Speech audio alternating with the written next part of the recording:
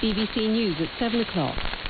A number of senior Conservatives have criticised Boris Johnson after he said the government's commitment to avoid friction on the island of Ireland amounted to wrapping a suicide vest around the British Constitution.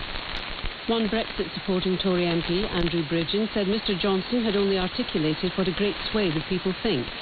But the chair of the Foreign Affairs Select Committee, Tom Tugendhat, who served in Afghanistan and witnessed a suicide attack, suggested that Mr Johnson needed to grow up. Claire Hanna is a member of Northern Ireland's Assembly from the SDLP. She condemned Mr Johnson. Boris Johnson, who has absolutely no regard for people on this island and is completely indifferent about the complexity of issues here, is deliberately simplifying things and deliberately implying that the border issue is simply about, marking a line and completely ignoring all the regulatory issues as well as the peace and the Good Friday Agreement.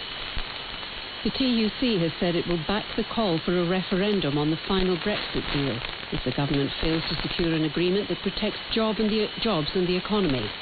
But the RMT Rail Union warned that another vote on the EU would be divisive and undemocratic. Polls are closing in Sweden after a general election in which an anti-immigration party is expected to make large gains.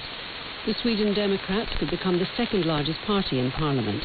Swedish broadcasters are expected to publish an exit poll shortly. The department store Debenhams has hired advisors from the accountancy firm KPMG to help it assess its options, a month after it said it faced challenging market conditions. Changes thought to be under consideration include store closures and renegotiating rents. A woman arrested in connection with an incident yesterday in the centre of Barnsley has been charged with attempted murder. Ayan Ali, who's 28, was detained after a man suffered minor injuries following an alleged stabbing. A detective said the incident was definitively not an act of terrorism. BBC News.